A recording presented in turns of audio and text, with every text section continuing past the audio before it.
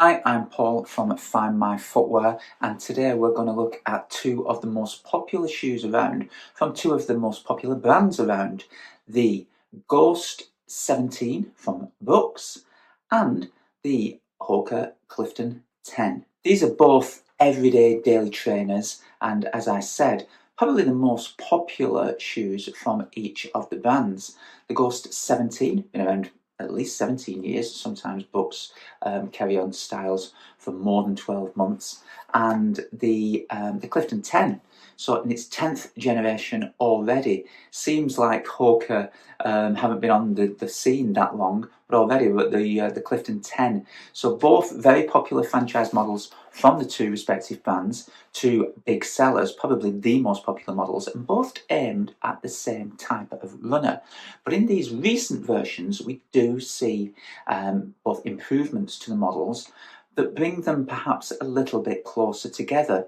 So we're going to look at some of the technical features of each of the two shoes, see how they differ from one another, but also what they've got in common and why they both might be choices for you, and what you can consider when making a choice. So, first of all, the Ghost 17 from Brooks. As I said, 17th generation, very competitively priced shoe. Always one of the biggest selling shoes in this category. Some of the facts, first of all, 10.1 ounces in the men's, 9 ounces in the women's version. The cushioning has changed in version 17. In the heel, it has increased to a 37mm stack. That's up 1mm from the Ghost 16. And in the forefoot, it's up 3mm to 27mm. So we've got 3 more mil in the heel, in the forefoot rather, 1 in the heel. This means the drop actually comes down. So the Ghost 17 is now a 10mm drop down from a 12mm. Now, it's interesting that Hoka with the Clifton 10, they also tweaked the stack height and the drop. So in the Clifton 10, which weighs 9.8 ounces in the men's, 8 ounces in the ladies, so a little bit lighter than the Brooks, we have now 42mm of stack in the heel. That's up 3mm, which was 39 in the Clifton 9. Same 36mm stack in the forefoot. This means the drop has increased from 5mm, as was common in most Hokas across the range. Most were 4 to 5mm. 8mm drop in the Clifton 10. So that does make the shoe very different, and currently the highest drop shoe in the Hoka lineup. Let's look at the cushioning. So we'll stick with the Clifton 10. The cushioning used in this shoe is pretty much the same as it's always been, and it's compression molded EVA material. So it's a foam rubber material injected with air that creates little bubbles in it, and that allows it to squash. Compression molded EVA has been around a very long time. It's considered for a long time to be probably the best type of cushioning material in terms of the amount of cushioning that it offers for the weight of it based on the volume of it. So it's a general all-round material. But in recent years, brands have been using newer super foams, shall we call them, and the most common process for these super foams is supercritical molding. Now, interesting that the Hoka Clifton doesn't use a supercritical foam, but the Bondi does, which is the model up above the Clifton. But the Ghost 17 does use a supercritical foam. It's a what books call DNA Loft V3, which is a nitrogen injected foam. So instead of the air that's used in the Clifton, this is injected with nitrogen, and that creates, I would say, a slightly springier feel to the shoe. Nitrogen injected foams tend to be a little bit more durable, in my opinion, as well. They last longer. They don't have that gradual fade off. They don't lose the bounce over time, and that is something that EVA-based materials can do.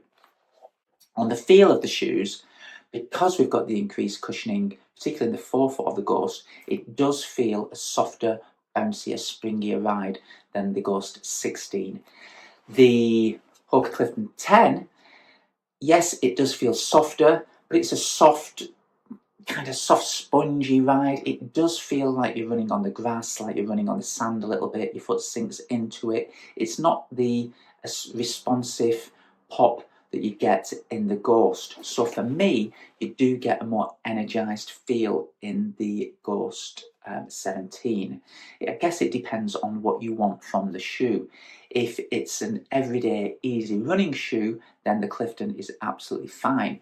But if you want that everyday easy running shoe, but you're also going to use it, perhaps do a little bit of tempo running, or you want a one shoe solution for intervals, tempo running and faster paced stuff, then the Ghost would be a little bit more versatile. If it's just out and out soft cushioning, kind of just soaks up the ground, soaks up the impact, then maybe the Clifton would be the one to go for. It's very personal. I would always suggest putting both on, having a run on the treadmill in store to see which you think feels the nicest. So if you look at the other features of the shoes, first up, the outsoles. Very, very similar. I think the Ghost edges it in terms of the overall coverage of the rubber on the shoe. No issues with grip and traction in any conditions in either of these shoes. I think the Ghost has a little bit more ground contact rubber there, so it's going to be a little bit more durable. Like I said, Clifton is a little bit lighter. The Clifton is a little bit higher stack, but the Ghost has the slightly improved, better, more premium cushioning. The price, the Clifton is around $10 more expensive as well. So although they're very, very closely matched, it's a very close race across all the features on these two shoes. Uppers, the quality of the uppers, really nice, really nice. The Clifton in particular seems to have upped the game in the last couple of seasons. We've got a much neater engineered mesh that kind of brings it in line with the top quality kind of construction that we're used to getting in the Hokas. Similar features, you can see the flared heel tab. Now, both of these flare away from the Achilles, so you're not going to get any irritation at all. But when we balance them up next to each other, the Hoka is a little bit higher, so there's kind of it's present on the heel. It doesn't cause any irritation. It does flare away, but your foot sits a little bit deeper. The overall ankle collar sits a slightly bit higher around the ankle on the Clifton. Again, no issues on fit and feel. Both coming up true to size. Hoka, incidentally, US sizes I would wear the same on these two shoes, but the UK equivalent, Hoka only reduced the US size by a half, whereas to UK, whereas in the UK books like Saucony, Mizuno, many other brands, a UK 10, for example, would be a UK 9, a US 10 rather, would be a UK 9 on a books, a US 10 would be a UK 9.5 on a Hoka. So there we have it.